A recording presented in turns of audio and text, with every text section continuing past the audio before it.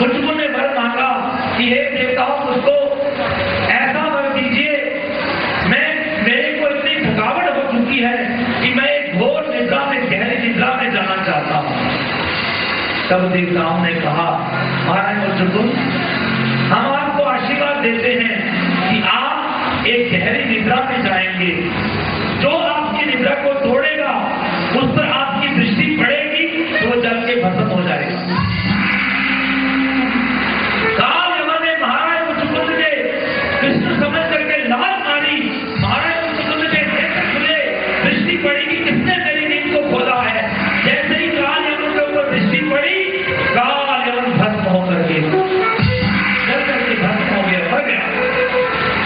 जब काल यमन भस्म हो गया तो भगवान श्री कृष्ण तुरंत निकल करके बाहर आए तो सारी गुफा में रोशनी फैल गई। महाराज मुचुकुंद ने देखा, क्या तेज है, ये कौन आया है, कितना प्रकाश हो गया। और पूछा कि आप कौन हैं और आपके आने से गुफा में इतना प्रकाश कैसे हो गया। तो भगवान श्री कृष्ण कहते महाराज मुचुकुंद, मेरा यदुकुल में अवतार हुआ है।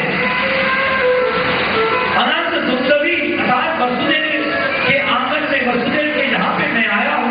कोई मुझको गोविंद कहता है, कोई गोपाल कहता है, कोई माधव कहता है, कोई केशव कहता है। मुझको महाराज को याद आ गया कि देवताओं ने कहा था कि यादव कुल में स्वयं भगवान श्री कृष्ण अवतार लेंगे। तो तुम चरणों में गिर गए महाराज मुचुकुंद और भगवान की हाथ जोड़ करके स्तुति करने लगे। महाराज मुचुकुंद की स्तुति सुन करके भगवान बड़े प्रसन्न हुए और भगवान ने कहा महाराज मुचुकुंद जाओ, मेरा आशीर्वाद है तुम्हारे ऊपर, मैं तुमको अपनी अखंड भक्ति का दान देता हूँ। जाओ तुम बद्रीनाथ धाम में चले जाओ, वहां जाकर के मेरी प्रार्थना करो, मेरा नाम जपो, मेरा ध्यान करो। अगले जन्म में तुम ब्राह्मण बनोगे, ब्राह्मण कुल में तुम्हारा जन्म होगा, तब तुम मेरे को ही प्राप्त करोगे। महाराज मुचुकुंद ने भगवान कृष्ण के चरणों में प्रणाम किया और वहां से चले गए। इधर भगवान श्री कृष्ण बाहर आए तो दाऊ भैया भी पहुंच चुके थे। दोनों जब चलने लगे तो काल यमन की सेना आ गई, 3 करोड़ सेना।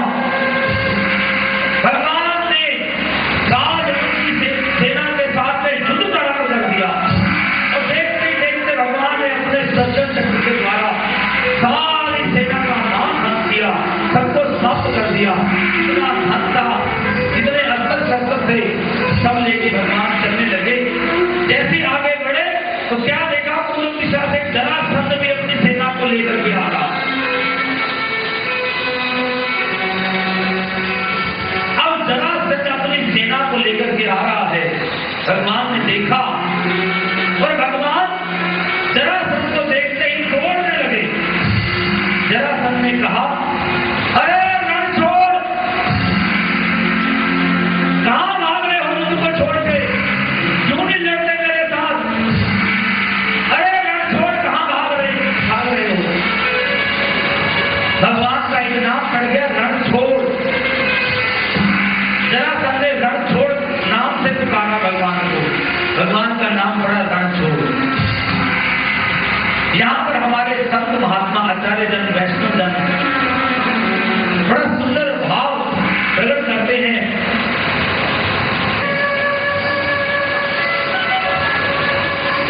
इसके बारे में कहते हैं, जरासंध ब्राह्मणों का भक्त था। एक दिन जरासंध ने ब्राह्मणों से कहा कि मुझको ऐसा कोई उपाय बताओ, ऐसा कोई यज्ञ बताओ जिससे मैं कृष्ण को युद्ध में हरा सकूं, उस पर विजय प्राप्त कर सकूं। तो ब्राह्मणों ने कहा कि महाराज ऐसा कोई उपाय भी नहीं है, ऐसा कोई यज्ञ भी नहीं है कि आप कृष्ण पर विजय प्राप्त कर सको। तो जरासंध ने कहा कोई तो रास्ता होगा। तो ब्राह्मण लोग कहते हैं जरासंध महाराज एक ही उपाय है कि आप हम सब ब्राह्मणों को अपनी सेना में शामिल कर लो, बस यही उपाय है। जरासंध ने सारे ब्राह्मणों को अपनी सेना में भर्ती कर लिया और सारे वो ब्राह्मण सैनिक बनकर के आगे चल रहे थे। भगवान श्री कृष्ण ने देखा कि सारे ब्राह्मण आगे चल रहे हैं, तो दाऊ भैया से कहा, भैया ये देखो सारे ब्राह्मण चल रहे हैं, इन पर हम कोई अस्त्र शस्त्र नहीं चलाएंगे। तो ब्राह्मणों को देख करके भगवान पीछे मुड़ गए। ब्राह्मणों के ऊपर भगवान ने कोई अस्त्र शस्त्र नहीं चलाया, लेकिन दरअसल ने क्या समझा कि मेरे से डर करके कृष्ण भाग गया है, इसलिए दरअसल ने आवाज लगाई, अरे रणछोड़, कहां भागे जा रहे हो, मेरे साथ युद्ध करो। लेकिन भगवान के भागने का उद्देश्य कोई और था। वो ब्राह्मणों के ऊपर कोई अस्त्र शस्त्र नहीं चलाना चाहते थे। भगवान आदर्श दिखा रहे हैं कि किस प्रकार से मैं ब्राह्मणों का सम्मान करता हूं। भगवान श्री कृष्ण बलराम दौड़ते दौड़ते एक पर्वत पर चढ़ गए। उस पर्वत का नाम था प्रवर्षण नामक पर्वत। उस पर्वत के बारे में सुखदेव जी कहते, राजन, इस पर्वत पर हर समय वर्षा होती रहती थी। जब भगवान श्री कृष्ण बलराम इस पर्वत पर चढ़ गए, जरा सबने चारों ओर निगाह डाली, कहीं भी कृष्ण और बलराम नहीं है। उसको पता लगा कि ये पहाड़ के ऊपर चढ़ गए हैं, तो जरा सबने चारों ओर आग लगा दी। पहाड़ पे चारों ओर आग लगा दी कि अब जल करके भस्म हो जाएंगे, मर जाएंगे। जरा सब आग लगा करके चला गया। भगवान श्री कृष्ण बलराम ने उस पर्वत से छलांग लगाई और आग को लांघते हुए समुद्र में कूद गए और समुद्र से तैरते तैरते तैरते वो द्वारिका में आ गए और द्वारिका में आकर के विराजमान हो गए। भगवान सारे द्वारिका वासी बड़े प्रसन्न हुए। पहले तो अपने यादव कुल के लोगों को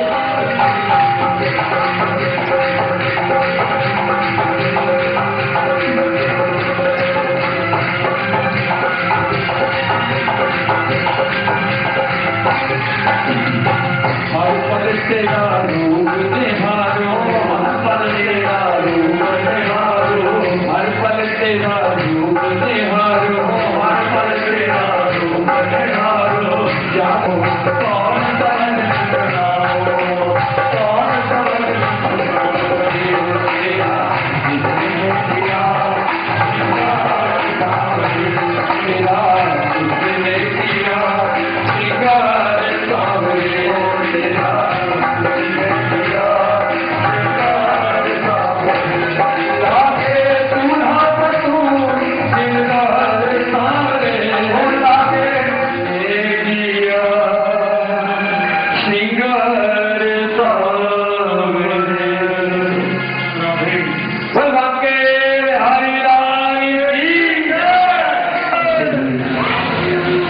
सवार हुए और विदर्भ देश की तरफ चल पड़े।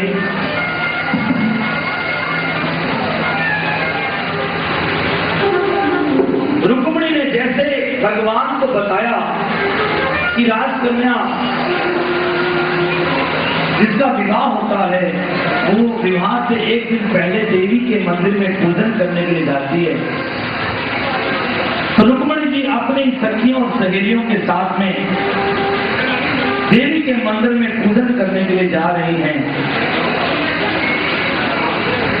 और इधर भगवान रथ पर सवार होकर के आ रहे हैं।